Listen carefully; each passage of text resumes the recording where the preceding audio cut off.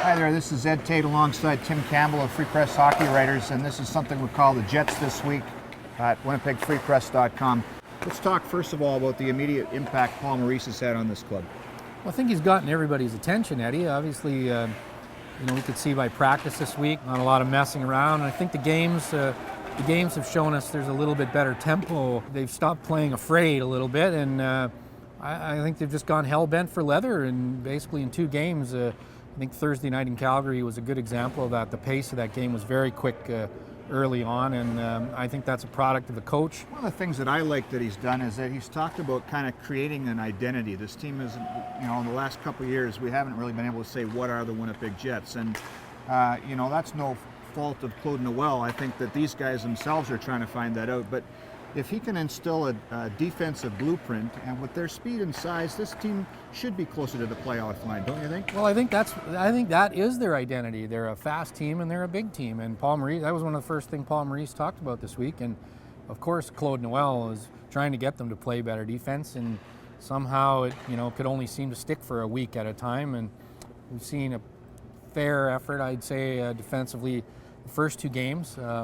But for my money, next week is going to tell us a lot more than this week is going to tell us in the matter of this coaching change. And the Jets are in San Jose and in Anaheim against the Leafs, and then in Chicago in a back-to-back situation. I think we're going to learn a lot more about the coaching change next week as opposed to this week.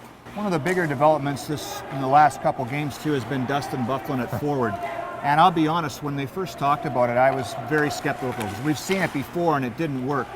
But it's hard not to be impressed over the last couple of games what he's done. What do you like about what Byfuglien's brought up front? Well, I like the fact that he's big. I mean, he can run into people when he wants to. And the thing for me with Buff up front is he's not going to play with good players. Then I think you're wasting your time.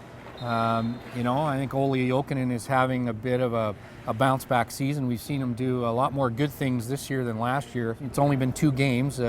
That's been a good fit for Buff, but the jury's still out for me. I still have a sneaking suspicion he's going to end up back on the blue line.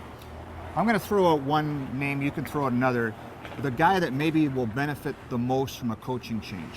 And to me, the one I'm looking at is Ondrej Pavelec. You took the words right out of my mouth. So with a defensive structure in front of him, maybe we'll be able to get a better read on what kind of player he is as a goaltender, because his numbers have been plummeting. But do you blame Ondrej Pavelec for all the goals against, or do you blame the system for all the goals against? I don't blame Ondrej Pavelec for much this year. I'm unsure about what to make of the overall package of Ondrej Pavelec, but I don't think the team's problems this year have had much to do with goaltending.